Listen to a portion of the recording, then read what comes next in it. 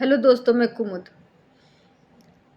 प्रशांत किशोर की पार्टी अभी से ही थ्रेट का सामना कर रही है बिहार विधानसभा चुनाव में। बीजेपी अभी से ही उसके 3 उम्मीदवारों को जोड़-तोड़ करके किसी भी तरह से चुनाव मैदान से बाहर कर चुकी है। 240 में सीट लेकिन अभी भी उनके पास है, अभी भी 240 उम्मीदवार उनके खड़े हैं, मैदान में डटे हैं। तो बिहार की जनता को ये समझने की ज़रूरत है कि जो व्यक्ति अभी तक चुनाव मैदान में ही है, अभी चुनाव जीतने-हारने का फैसला नहीं हुआ, अभी तक तो वोटिंग भी नहीं हुई, तभी से उनके साथ ऐसा किया जा रहा है। आखिर इसका क्या कारण है? क्या बिहार में बीजेपी को या एनडीए को इसलिए सत्ता चाहिए कि वो बिहार को सुधारना चाहते हैं? बिहार में आमूल-चूल परिवर्तन करना चाहते हैं, बिहार की जो ग्रोथ रेट है उसको इम्प्रूव करना चाहते हैं, बिहार के शिक्षा को नहीं, इन सब चीज़ों से उनको कुछ लेना-देना नहीं है।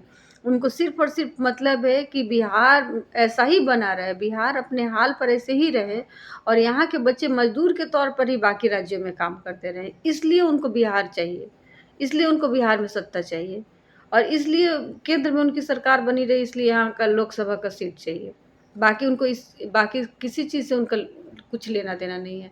लेकिन एक प्रशांत किशोर ही हैं कि पिछले 35 सालों में पहली बार बिहार में आए हैं और बिहार की जो मुख्य मुद्दे हैं, जो कि हमारे जैसे लोग सोच रहे थे बहुत सालों से कि ऐसा होना चाहिए, किसी को आना चाहिए, चाहे वो हम हों, चाहे आप हों, कोई भी पढ़ा-लिखा इंसान हो, उसको यहाँ आना चाहिए और इन चीज़ों को देखना चाहिए, काम इस पर करना चाहिए। बिहार में सुधार की गुंजाइश है, सुधर सकता है बिहार, क्यों नहीं सुधर सकता है? जो व्यक्ति आके 3 सालों से लगातार मेहनत कर रहा है, उसको मतलब किस लिए कर रहा है? वो बिहार के लोगों को सुधारने के लिए, बिहार में शिक्षा के स्तर को सुधारे। बिहार में इतनी सारी समस्याएँ हैं, उन समस्याओं का हल करने के लिए वो आए हैं। उनका विज़न ही यही है। बाकी वो यहाँ से पैसा नहीं बनाना चाह रहे हैं, बीजेपी और एनडीए और लालू और नीतीश की तरह। तो ये यहाँ के लोगों को समझने की ज़रूरत है कि 10,000 जो हमारे अकाउंट में आए हैं जीविका योजना का, वो हमको घूस दिए गए हैं कि तुम बिहारी ऐसे ही दबे रहो, ऐसे शांत रहो, ऐसे चुपचाप रहो।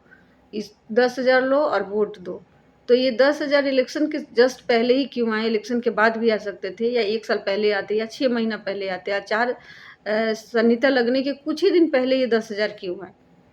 तो ये लोगों को समझने की ज़रूरत है कि भाई बिहार को उसके मतलब दलदल से बाहर निकलना है, तो हमको जनसुराज को ही चुनना होगा।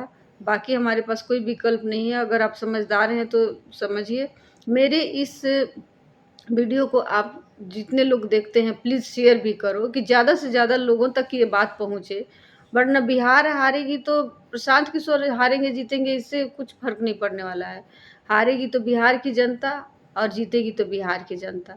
इसलिए प्लीज़ सोच समझ के वोटिंग करो और आप लोग उनको जिताओगे तो आप ही जीतोगे, लेकिन नीतीश जीतेंगे और मोदी जीतेंगे और लालू जीतेंगे तो निश्चय ही आप नहीं जीतोगे। Thank you.